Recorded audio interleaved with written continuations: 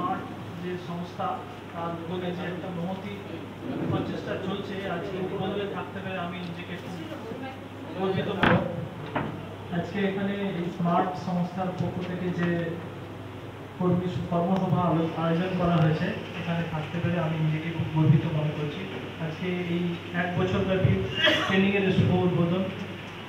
কিছুক্ষণ আগে আমার শ্রদ্ধেয় স্যার সিএমও স্যার যা বলেছেন, এরপরে আর বলার কিছু অবকাশ নেই। স্যার অত্যন্ত ডিটেলস এবং সমস্ত কি হবে পরিকল্পনা একটা প্ল্যানিং করেছেন। আমরাও চেষ্টা করব সহযোগিতা করার, যাতে সারা বছর ধরে এই প্রোগ্রামটা আরও আপনাদেরকে আরও এনরিচ করা যায়, যাতে করে প্রত্যন্ত লেভেলে যেখানে সরকারি মাধ্যমে আমরা চিকিৎসা পৌঁছতে পারি না, সেখানে আপনারা আরও ভালো পরিষেবা দিতে পারেন এবং সাধারণ মানুষের উপকার হয়, সেখান থেকে আমাদের কাছে পেশেন্টগুলো ভালো অবস্থায় পৌঁছতে পারে, যাতে সবার মধ্যে একটা সেতুবন্ধন তৈরি হয়।